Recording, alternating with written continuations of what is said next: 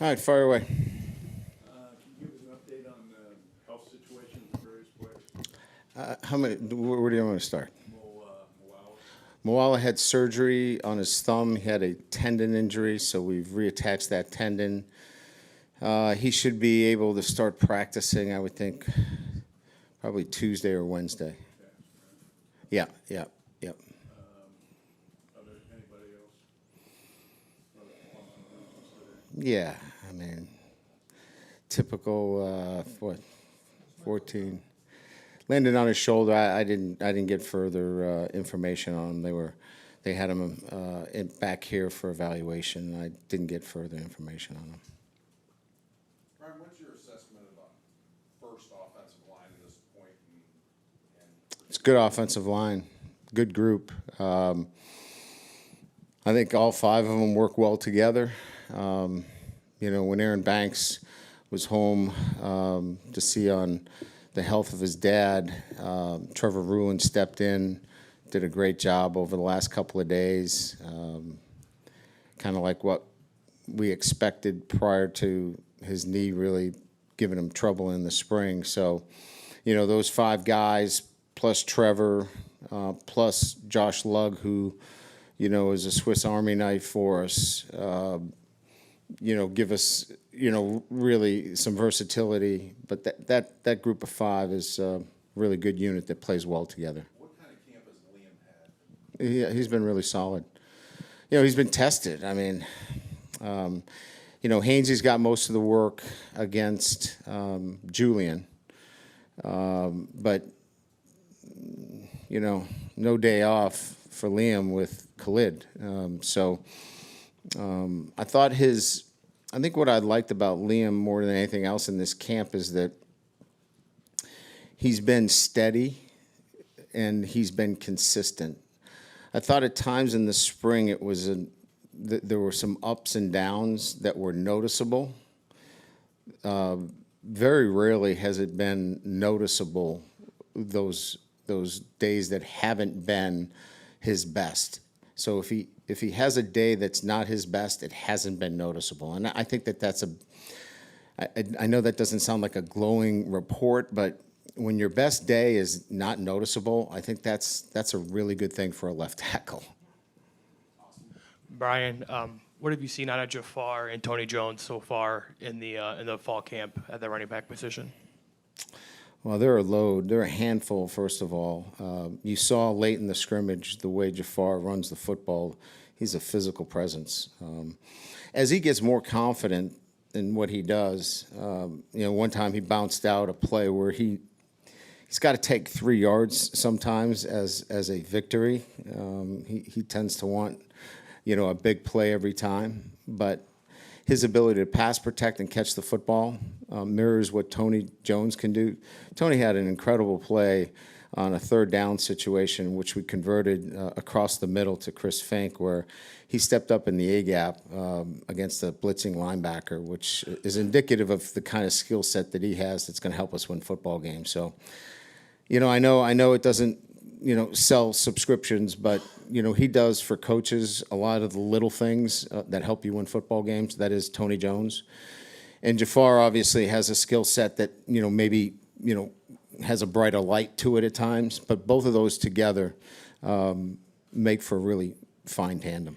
Has it been easier this year with Jafar, last year making the transition from wide receiver to running back? Sure. How different has it been? How easier has it been this year for Well, that? just a cleaner transition in sense that he knows he's playing running back. We were kind of, 1 foot in, 1 foot out. Where's he playing? So, this is a full commitment to that position. Lance has done a great job. He's in Lance's room every day.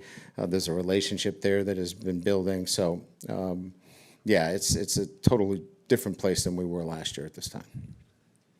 In the back here, the battle between Chase Claypool and Troy Pride, obviously they're going back and forth. What have you kind of learned about the steps that each of them are taking in camp just by watching that specific matchup?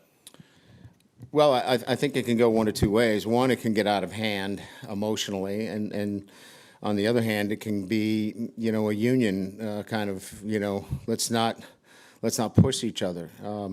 I think they have found a great balance of pushing each other, but knowing where that line is. You know, if they're in a vulnerable position in terms of their body, you know, Troy will make sure that he holds Chase up, and vice versa. So it's a very healthy, competitive situation that we have going on between those two guys.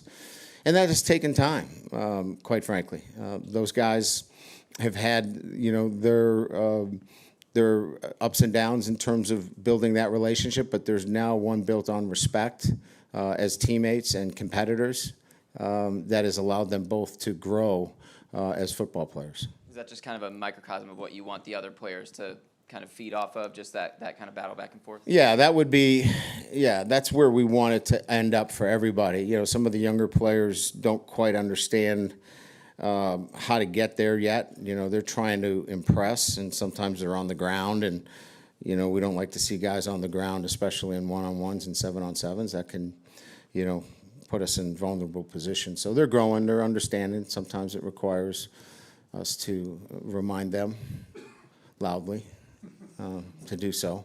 But we're getting there. But that would be a great group to keep an eye on. The kicking competition, Jonathan, the leg power, it seems he's gained a little separation, although Harrison has continued to compete. Well, Yeah. how do you, is Jonathan the starter now, would you say? Yeah, I think Jonathan has really been consistent in camp.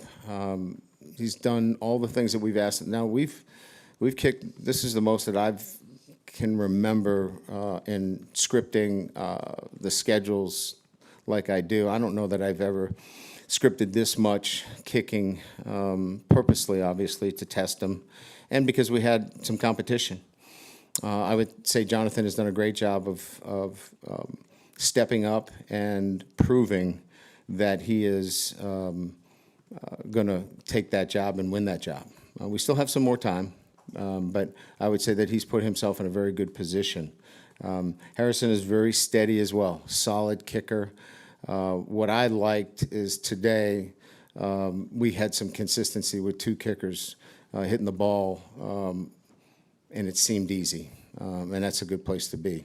Is Bramblett the holder now? Or Yeah, he is. There. Yes, he is. The role of Sean Crawford, it Yeah. seems if he's going to be able to help you, especially at safety, seemed active again as far as what he's able to contribute. He's an active player. He's going to help us in special teams, safety. You'll see him at corner and nickel. He's a guy that is around the ball. I mean, you see him when he's out there. He just finds the ball. He's around it and makes tackles. So we're going to make sure he's on the field. He'll be the first guy in to give a blow at a number of those positions. Sorry, there's just one. Yeah. Vaughn. He's got a quad injury that has limited his live contact situations, tackling, some of the speed stuff. He's getting close. I think we'll get him cleared probably Monday or Tuesday of next week. Coach Beck here. Going on Paul Moala, you seem to be pretty high on him. How Yeah. difficult of a setback is that for him, but also for you guys at that spot? No, he'll be back. I mean, you know, you want a freshman, young guy to be in there as much, but Paul's a heady kid. He's locked in.